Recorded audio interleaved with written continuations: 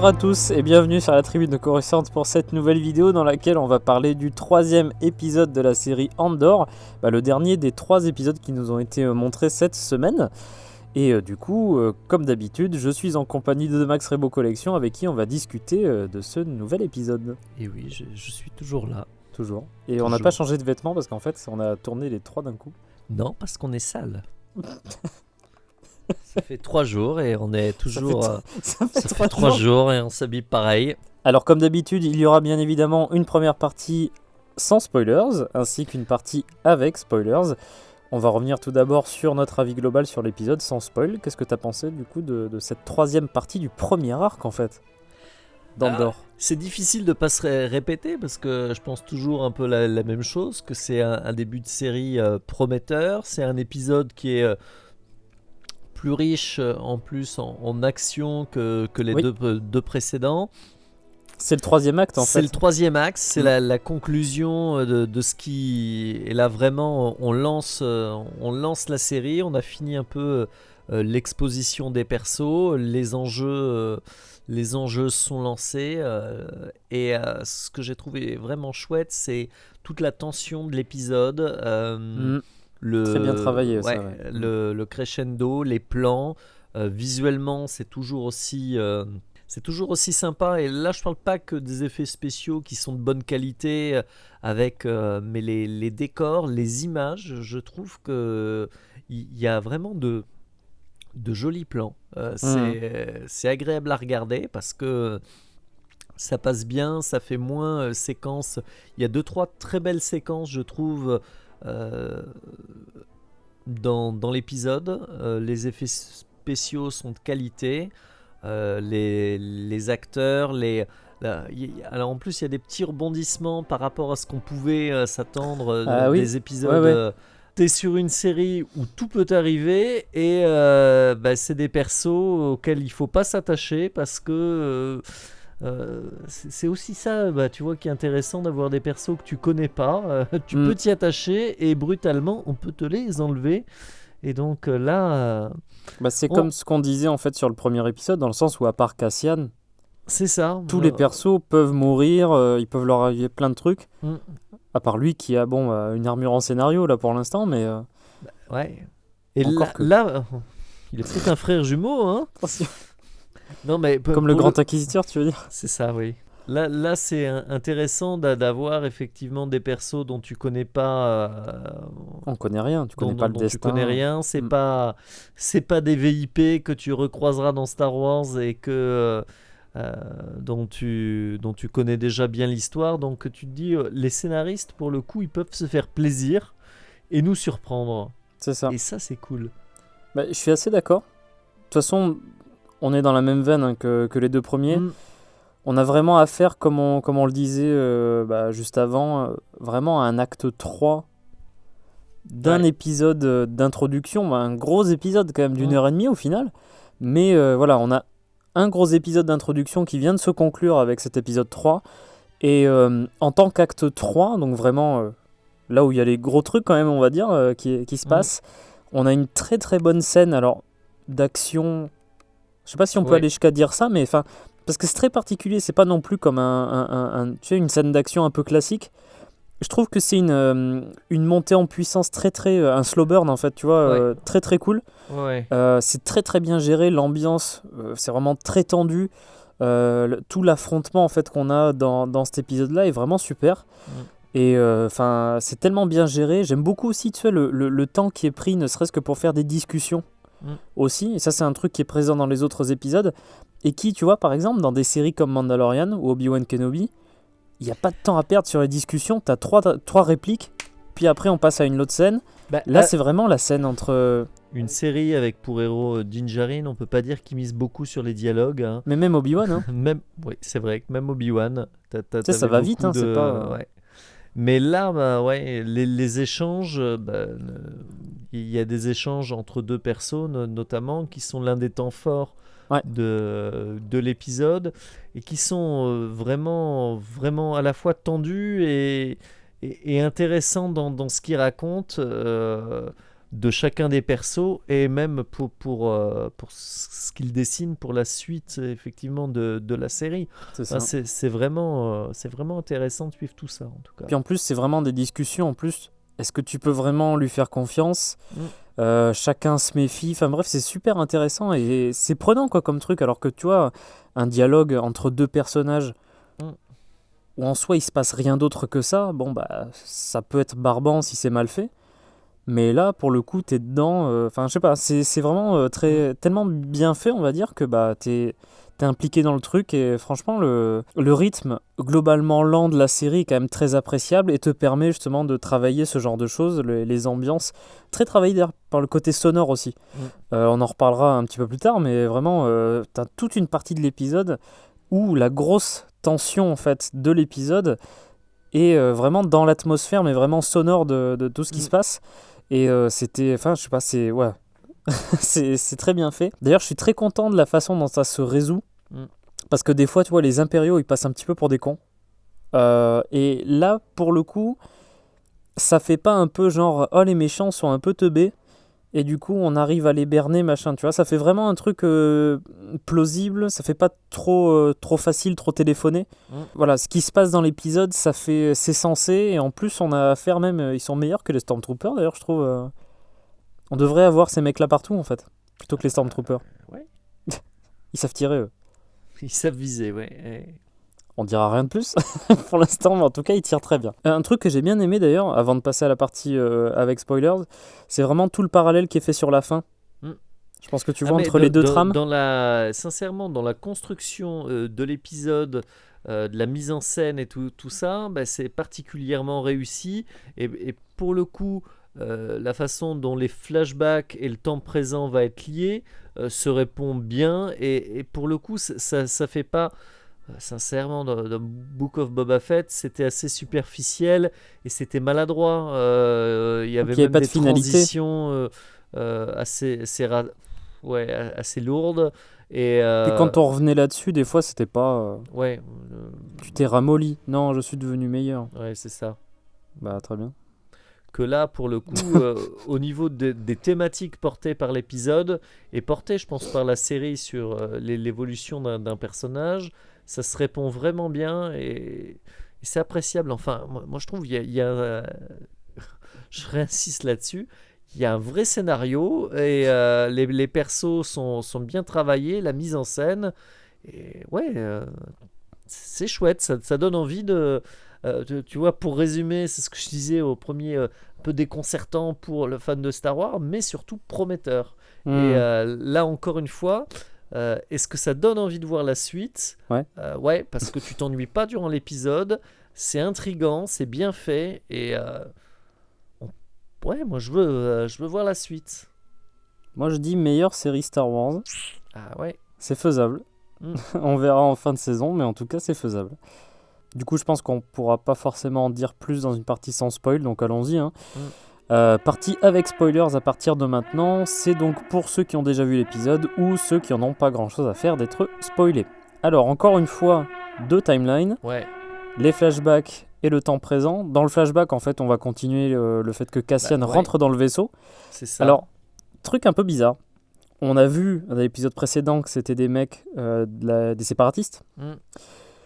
Quand ils pénètrent dans le vaisseau, on se rend compte quand même que c'est une architecture, enfin une façon de faire très républicaine, empire, en gros, en termes de design de l'intérieur du vaisseau. Et c'est très bizarre d'ailleurs, parce que j'arrive pas trop à comprendre comment ça s'est passé tout ça, parce que j'ai l'impression que c'est un vaisseau de la République. Dedans, il y avait des mecs des séparatistes, qui apparemment se sont fait intoxiquer par un truc. Tu trouves ces types sans leur masque à gaz, la peau jaune, et tu as vraiment l'impression, pour le coup, c'est pas le crash qui les a tués, mais plutôt... il y a un autre truc. L'arme, tu te dis, est-ce que c'est... Enfin, tu as vraiment l'impression que c'était des scientifiques qui travaillaient sur une arme bactériologique qui leur a échappé, et c'est peut-être ce qui a provoqué... leur crash Mais ce qui est curieux, c'est l'aspect vaisseau vraiment républicain, tu vois. Non, je finis par me dire c'était vraiment le logo des séparatistes qu'ils avaient sur...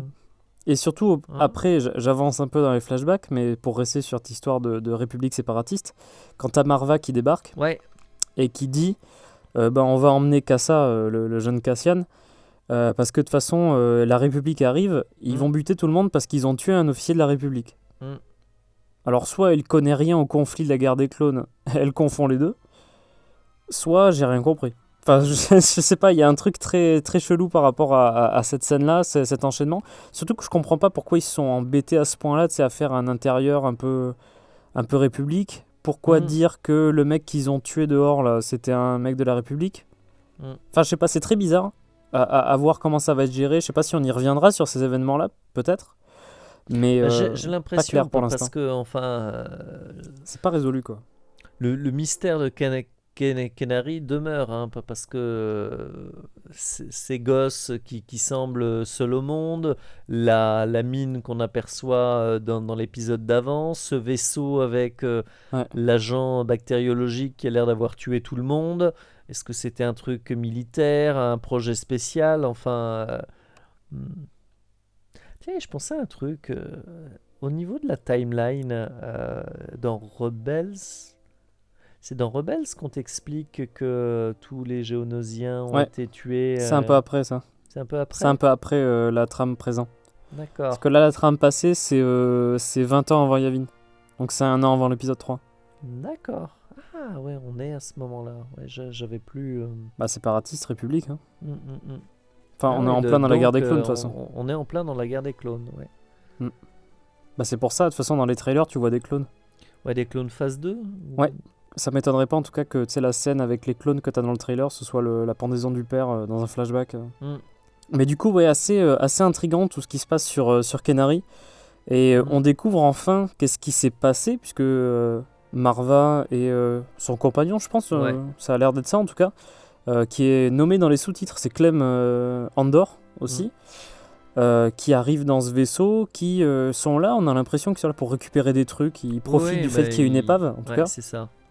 On remarque c'est logique avec ce qui se passe sur Ferrix, vu que c'est une planète un peu de décharge ou de récup, quoi, on va dire. Il pique tout un tas de trucs et par contre, il décide de sauver de la vie de Cass. Tiens, c'est marrant aussi, si on n'en a pas parlé, mais quand il voit son reflet, il casse comme tout, il devient hystérique, il casse tout avec son arme. Quand il les voit débarquer, il est totalement effrayé. Il veut utiliser sa sarbacane, qui mesure 3 mètres de long d'ailleurs. Ouais. Donc le coup des reflets, j'ai pas bien saisi. Alors, je sais pas si on en reparlera, mais... très certainement. Une scène comme ça, si tu te dis, c'est pas fait gratuitement. Enfin, comme le plan de la mine. Hein. Ouais. mais il y a des trucs sur Kenari. T'as remarqué quand même que Bito Imo est en un bien meilleur état quand même. Mais il est tout beau, il sort de l'usine, là, la peinture est flambant neuve. Et, moi, je l'aime bien. C'est 15 ans avant. Hein. Ah ouais. C'était pratique, tu vois un petit robot comme ça, un repose-pied en plus. Puis il fait Roomba, tu sais, en même temps.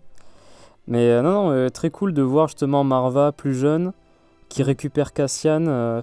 Et vraiment, elle fait un choix assez rapide, dans le sens où elle se dit que ils vont mourir en fait. Qu'il y a une frégate de la République qui arrive, et qu'ils vont tuer... Alors, d'ailleurs, ce serait peut-être le moyen de montrer aussi... quelques saloperies qui se sont passées pendant la guerre des clones d'ailleurs. En fait, Andor, ça va être le côté affreux de tout.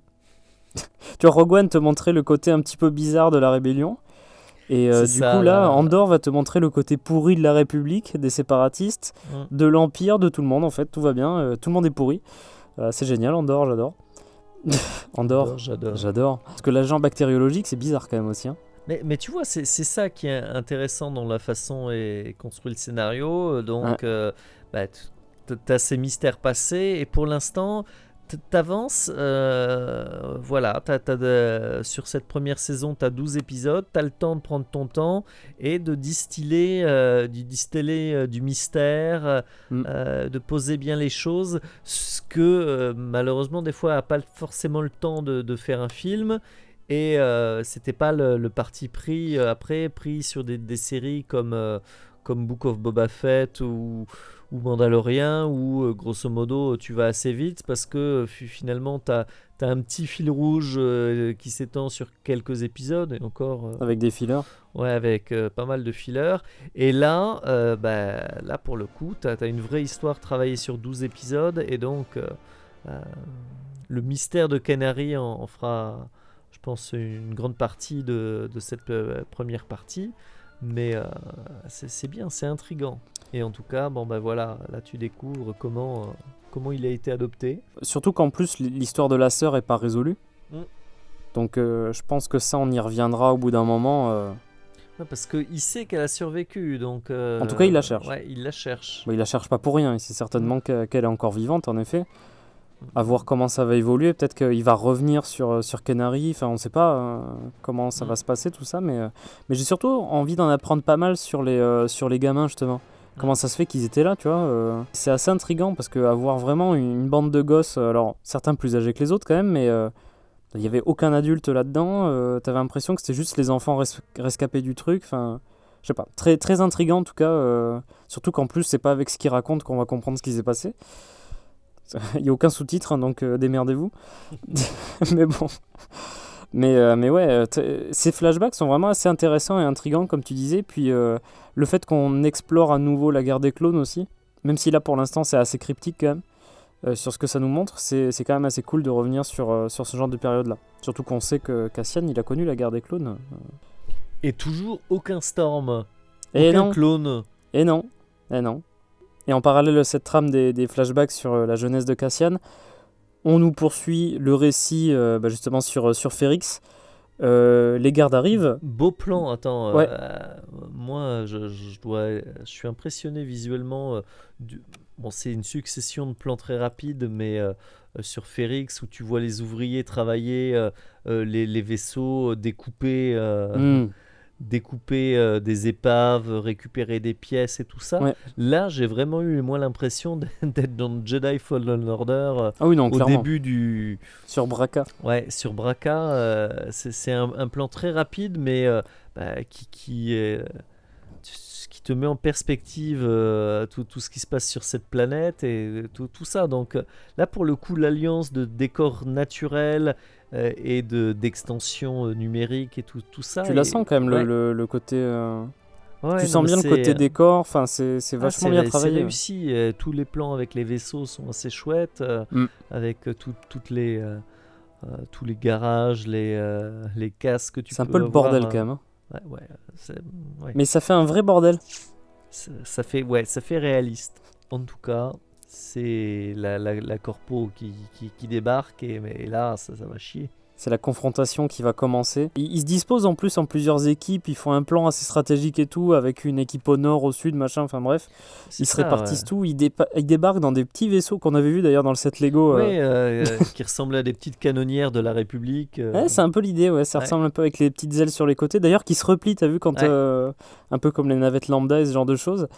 Et on sent que ils y vont pas souvent sur ce monde-là, ils le disent, je me souviens bien dans les épisodes, je sais plus si c'est dans celui-là, mais en tout cas c'est mentionné. Et ils sont pas très aimés, hein, j'ai l'impression quand même, parce que dès qu'ils arrivent, tu sens la méfiance des gars sur place. Il y en a plus. En plus, il y en a même un qui dit ouais, ça fait longtemps qu'on les a pas vus ceux-là. Comme quoi, apparemment, c'est dans leur juridiction, mais ils s'y pointent pas trop non plus. Le climat a l'air assez tendu quand même sur Ferrix. Et tu t'en rends compte assez rapidement parce que ça crée des tensions un petit peu partout. Surtout quand ils débarquent en plus chez Marva, là, ils voient qu'ils s'en prennent à une vieille femme. Surtout qu'autant dans Harry Potter, ça serait passé crème parce que c'était une vieille peau. Mais là, non. Mais là, non. Là, elle est gentille, Marva. Voilà. Elle est adorable. Elle est adorable. Et tu vois que les gars regardent dehors, ils sont à l'extérieur en train d'attendre de voir ce qui se passe et tout. Par contre, c'est lui, c'est Karn en plus qui mène l'assaut, puisqu'il rejoint l'assaut au sol avec ses hommes. Et c'est lui qui mène justement le... Bon, il est pas hyper à l'aise. Hein, mais, non, il y a un truc qui va pas chez lui. Hein. Par contre, il y a plein de sous-intrigues qui avancent, parce que c'est au cours d'une des discussions, quand t'as tout le monde qui débarque, que Bix comprend qu'ils sont là pour Andorre. Ouais. Et là, elle se confronte avec son futur ex. Parce que voilà, peu de personnes savent que Cassian est un Kenari, et là, comment tu sais que il l'avoue. Hein. Comment tu sais que Cassian vient de Kenari? Donc là, voilà, elle sait qu'elle lui a dit, donc elle sait que c'est lui qui a. Puis il est pas subtil aussi. Hein. Ah bah non, il était tellement jaloux. Et pour le coup, ouais. Ah non, mais après, les choses s'enchaînent assez rapidement. Parce que Ça chauffe, ça chauffe. Ouais, ça chauffe. Stellan arrive aussi, il Ah oui, quitte oui, enfin bah oui. son taxi, il rencontre Bix et il va enfin... On a rencontré Cassian pour Ouais. vendre le fameux objet. Parce que pour le coup, c'est quand même Bix qui a Stellan lui le brief sur la situation. Alors c'est Bon, Lucen, hein, le personnage de Stellan. Oui, Parce que là, tu me dis Stellan, en plus, je pense à un personnage de la Haute République, ça n'a rien à voir. non, c'est pas... C'est... Comment il s'appelle? Stellan Dios. Mais non, pas lui, le... Lucen Ril. Lucen. Lucen. Luten. Gluten, voilà. Ouais, Luten, effectivement, et ils échangent avec Bix sur Cassian, et c'est là qu'on comprend qu'il est autant intéressé par Par l'objet le... que Ouais, le vendeur. c'est ça. Parce qu'il est débrouillard, et ça, c'est une denrée rare dans la galaxie. Un type qui a pu rentrer si facilement dans une installation impériale pour leur voler ça, pour... Il en J'aime veut bien le la petit. description qu'il fait aussi Ouais. du style non mais ils s'attendent pas à ce qu'on fasse ça donc Ouais. c'est passé poup, On a 2 premiers épisodes, grosso modo, qui présentent les persos. expo ouais. C'est l'exposition. Et là, on voit quand même que et c'est aussi appréciable parce que... Exposition, explosion. Voilà. Non, mais c'est surtout que le rythme, justement, s'accélère. Justement, c'est pour ça que le rythme... C'est ça. tu Ça c'est vois, cool voilà. d'ailleurs. Hein. Quand tu Ouais. vois tous les habitants qui commencent à prendre le premier truc en métal qu'ils trouvent et C'est ding ça. ding ding ding. Tu te rends compte l'accueil, effectivement, des membres de la corpo, tu vois qu'ils sont les bienvenus. Et Petite tu vois que... intimidation locale. C'est ça. Et donc, attends, ils vont faire chier Marva, Oh. la si sympathique Marva. Donc non, là, ça peut pas passer.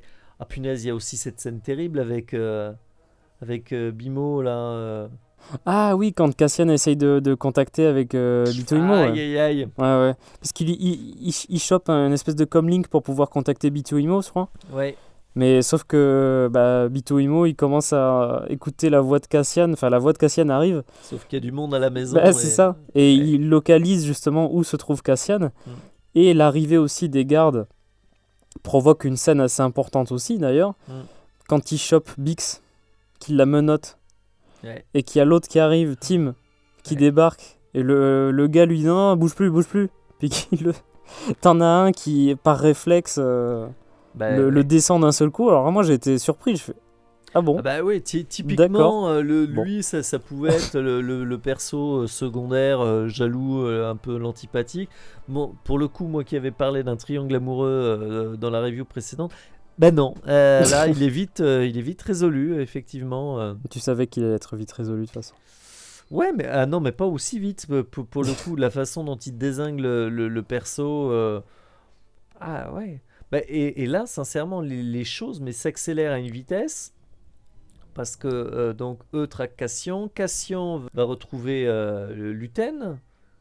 Là, on a quand même un échange hyper tendu entre les deux. Parce que. Tu me donnes mon argent, je te crois, tu me crois pas, machin. C'est toi c'est toi ça, l'espion impérial.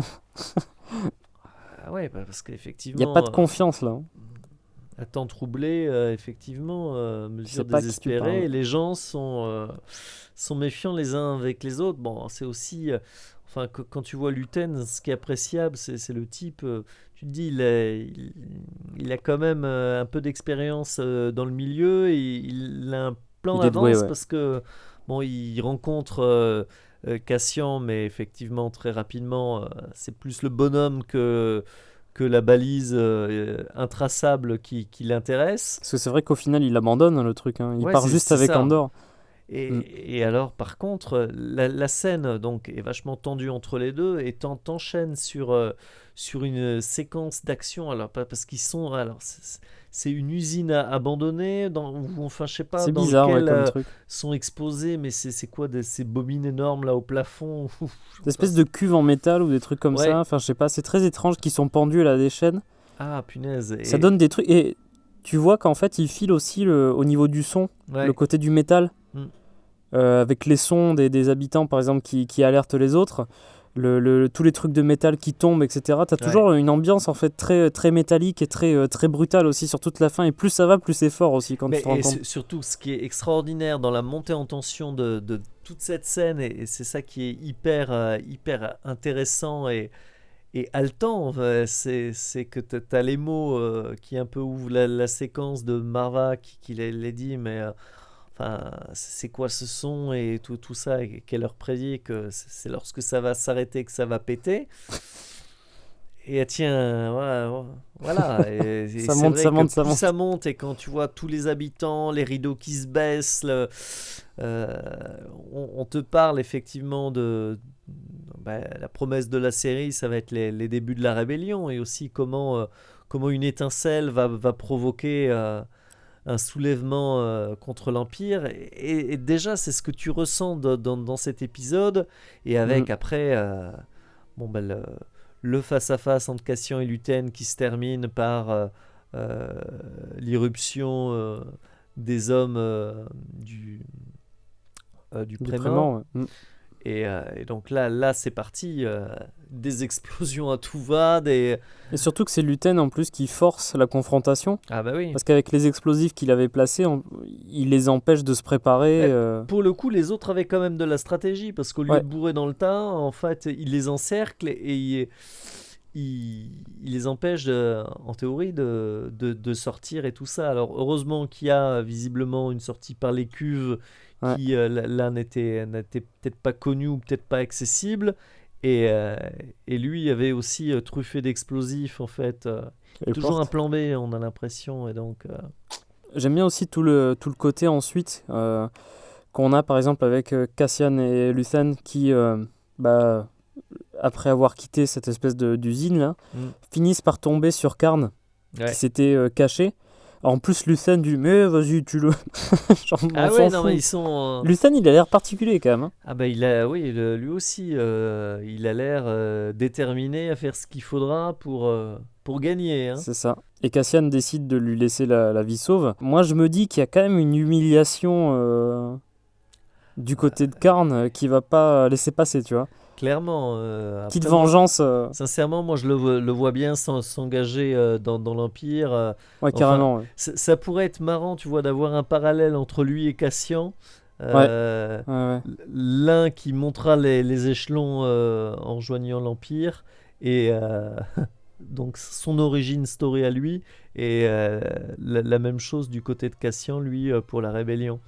Ça pourrait être assez marrant de voir parce que t'as vraiment l'impression qu'ils sont donc t'as les flashbacks temps présent, temps passé qui rythment l'épisode, mais t'as aussi cette dualité entre les deux personnages. Ouais, c'est vrai que c'est d'être un bon antagoniste, franchement, celui-là. Après t'as tout le plan avec la diversion, etc. C'est quand même assez élaboré dans le sens où, c'est ce que je disais en partie sans spoil, ils passent pas trop pour des cons en fait. Non, c'est ça. L'autre. J'avais oublié le vaisseau aussi. Ouais. Qui se fait exploser parce qu'il est attaché à un énorme bout de truc. Ouais. Ils ont bien réfléchi leur coup, les gars, en tout cas. Et ils sont vraiment pris au dépourvu, et malgré tous les efforts qu'ils ont fait, malgré toute la tactique qu'ils ont pu utiliser. T'as Luthen qui est bien équipé, et après tu te rends compte qu'ils se sont dit on descend à 12, on se renforce, sauf que toute la population pour le coup est prête à en découdre, et alors ils passent pas encore trop à l'attaque, hein. Il y a le sabotage du vaisseau, mais ça risque vraiment de dégénérer. Tu sens que en plus, le fait qu'il tue un tube froidement un des membres de la communauté ça va péter. Ça va péter, ouais. T'as quand même plein de jolies scènes, hein, aussi quand donc ils profitent de la diversion qu'ils ont créée, et que les deux Luthen et Cassian partent. C'est des plans qui avaient fuité qui avaient été présentés dans la bande-annonce, mais les deux sur le speeder, ça a de la gueule, et je trouve qu'ils passent par des beaux décors, quand tu les vois. On dirait plein de champs différents, c'est ça là. C'est ça, les champs géométriques et tout ça, ça fait de belles images. Ouais. Non, il est cool.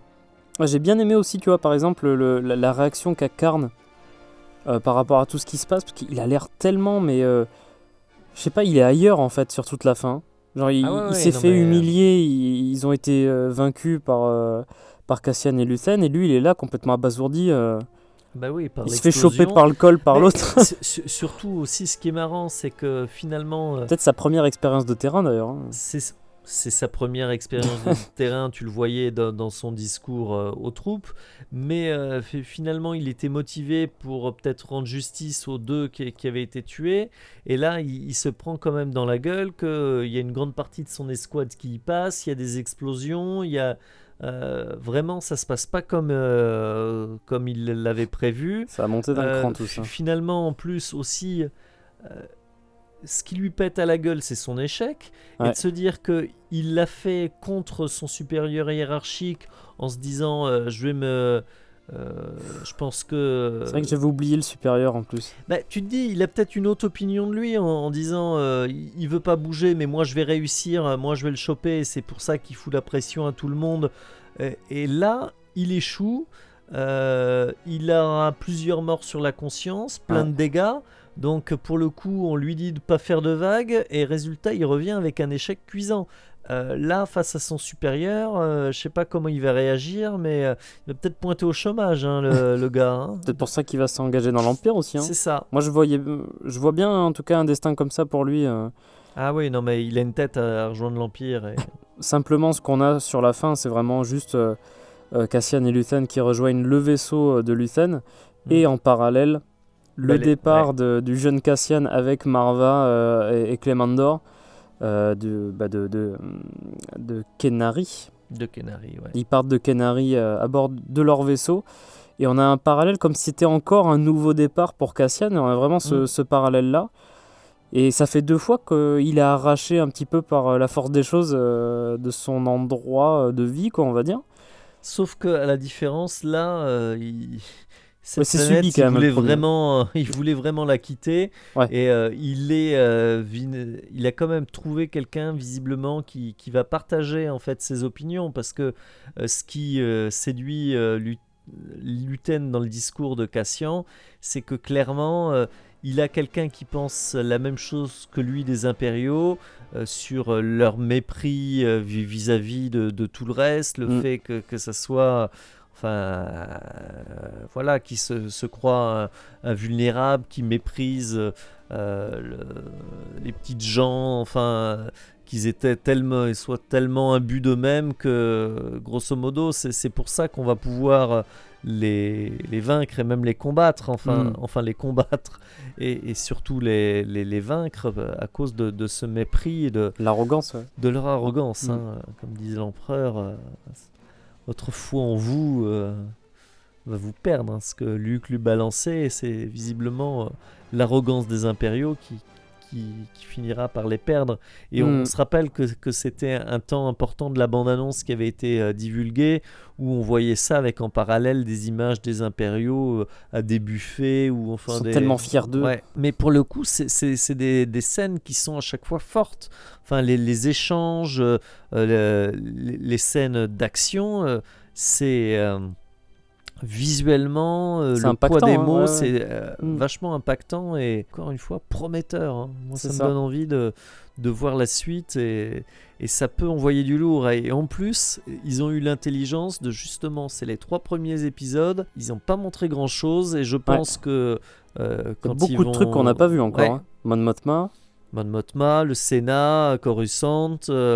Et l'Empire même, on n'a encore rien vu de l'Empire, donc tu sais, t'es dans un jeu vidéo, là t'es vraiment sur les boss de petit niveau en fait, donc après tu vas passer au... T'as fait juste l'intro du jeu là. Ouais, là.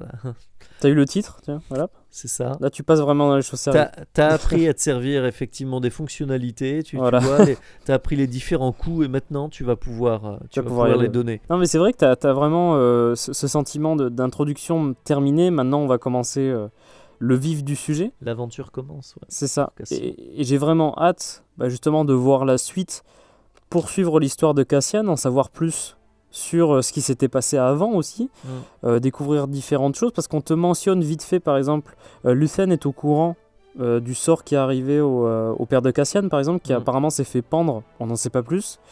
Moi, j'espère voir ça dans un flashback, peut-être le flashback...